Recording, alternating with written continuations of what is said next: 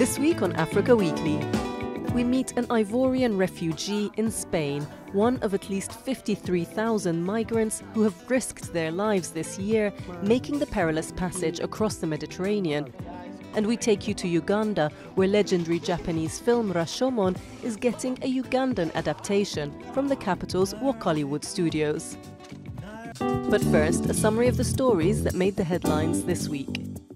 Président de la République démocratique du Congo, Monsieur Tshisekedi Tshilombo Félix. Celebrations as opposition leader Félix Tshisekedi was declared the provisional winner of the Democratic Republic of Congo's controversial presidential election on Thursday. The surprise result was swiftly denounced by his opposition rival and runner-up Martin Fayulu, who said he would contest the results, as protests erupted that have left at least 4 people dead. The country's powerful Catholic Church said the results did not reflect the data its observers collected from polling stations. Tshisekedi heads the Union for Democracy and Social Progress, the country's oldest and largest opposition party, which was founded and led by his father. President Joseph Kabila's hand-picked successor, Emmanuel Ramazani Shadary, had been widely expected to be declared victor. The time has finally come. The long-awaited day has arrived. The day when the army has decided to stand by its people to save Gabon from chaos. In a state radio broadcast early Monday morning, Gabonese soldiers called on the people to rise up and announced plans for the formation of a National Restoration Council as ailing President Ali Bongo was being treated abroad. The announcer identified himself as a deputy commander of the Republican Guard and head of a group called the Patriotic Youth Movement of the Gabonese Defense and Security Forces. But security forces stormed the building, capturing the rebel chief, killing 2 of his team, and freeing journalists and technicians who had been held hostage and forced to help produce the broadcast.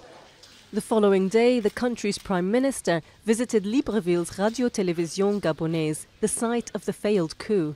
Political change in Gabon has been negligible for more than half a century, and the country has been without an effective government since October, when President Ali Bongo suffered a stroke while visiting Saudi Arabia.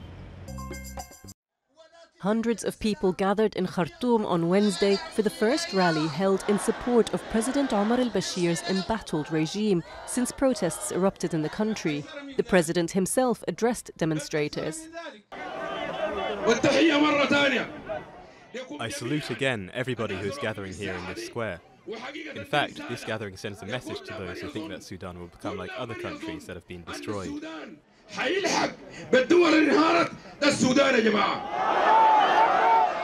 At a rival anti-government demonstration on the same day, riot police fired tear gas at protesters in Khartoum's twin city Omdurman.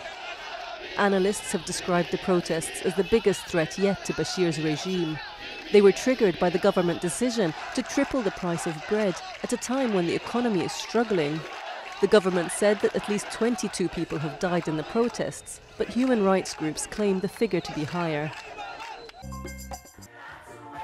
Madagascar's newly elected president, Andry Rajoelina, celebrated the confirmation of his victory in the country's presidential election on Tuesday, after the Malagasy High Court rejected all fraud accusations by his rival Marc Ravalomanana.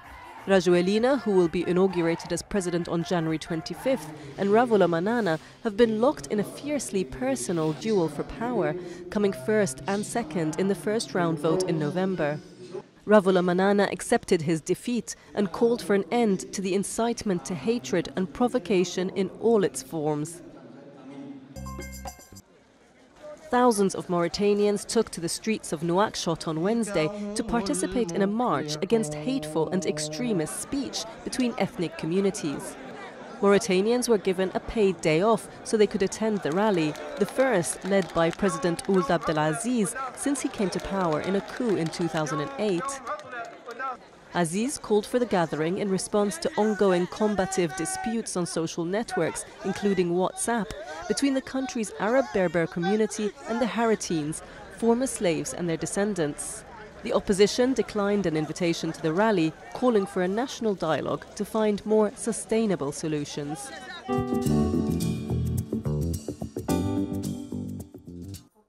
Abu, an 18-year-old from Ivory Coast, is one of nearly 53,000 migrants to have arrived in southern Spain this year, more than triple the number last year. He got to Almería on October 19th and is now in Madrid. His journey to Europe took 2 years, travelling across northern Africa and finishing with a gruelling boat trip across the Mediterranean. The women were crying, even the men were crying. I wasn't crying, but my heart wasn't at ease. I thought my life was over. Really, I thought it was over. Abu was rescued by lifeguards and now wants to get a job and Spanish residency papers. But many don't get this far. On Barbate Beach, this improvised altar remembers 23 young Moroccans who died trying to reach Spain in November. They're just a few in a long list of close to 700 victims this year. That's 3 times the number last year, and it's on the rise. When we had recovered almost all the bodies from this boat in which they were traveling, we got the news that a new body of a woman had appeared, a woman from sub-Saharan Africa. The shortest crossing from Africa to Spain is only 14 kilometres, and it's become the most popular route to Europe. Though relatively short, it's an abyss for the rickety boats that mafias sell to migrants. And authorities fear that seasonal bad weather will not deter many from making this perilous journey. In weather conditions that aren't great, in a changeable sea where there are strong currents, where fog can fall. Frankly, it's a very dangerous trip.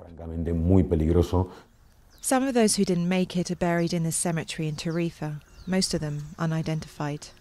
The oldest grave contains the remains of 9 migrants who died in the Mediterranean in 1988.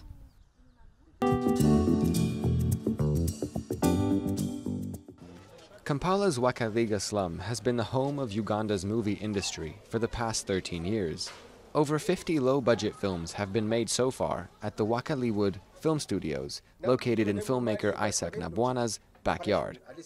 His latest project is an adaptation of Rashomon, the Oscar-winning Japanese film from 1950 by legendary director Akira Kurosawa, which explores the subjective perception of truth through the eyes and memories of witnesses. It is a story, I think, of all times, because it is around 70 years. And if you watch it, it is exactly what we go through. Women, men, being, not honest to each other. It is that betrayal. It is, killing innocent people. I decided to do it and then call it Boda Boda Kira. Famous for his action and witchcraft stories, Isaac and his team are masters of special effects and DIY props. Though the adaptation of Kurosawa's drama is a break from the norm, like all their films, the target audience remains the slum population. And lead actor Apollo is sure they will like it. I love it because I was surprised because this kind of movie, I don't think it is there in Uganda. It will be the first movie like this kind of, so I know the Ugandans will love it. The idea for the film came from French contemporary artist Louis-Cyprien Rial, a long-standing fan of Wakaliwood movies. He won funding through the Sam Art Prize, an NGO that supports artistic collaborations between Europe and non-Western countries. We will exhibit this project in Palais de Tokyo for 2 months, from February to May 2019 in Paris. I will be very happy to screen this film in any places of interest, in Japan, for example, for sure, but also in Africa, because there is really a moving thing into African cinema right now. So I think it's also a part of African cinema. The average budget for a Wakaliwood film is just $200, and actors sell the DVDs on the streets as well as online to earn money. With the Ugandan version of Rashomon, the team is dreaming big, hoping it will gain recognition far and wide, and maybe even an Oscar nod.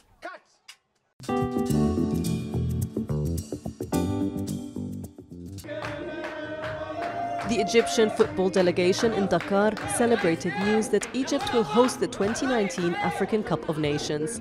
Egypt only entered the running to host the Cup of Nations when fellow North African country Morocco announced they would not bid to do so. And 26-year-old Liverpool striker Mohamed Salah added to a memorable day for Egyptian football by retaining his African Player of the Year award in Senegal.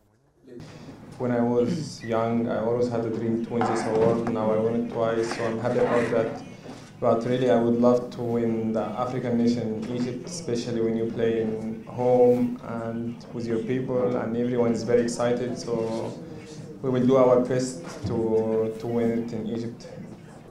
That's all from us at Africa Weekly. Until next week.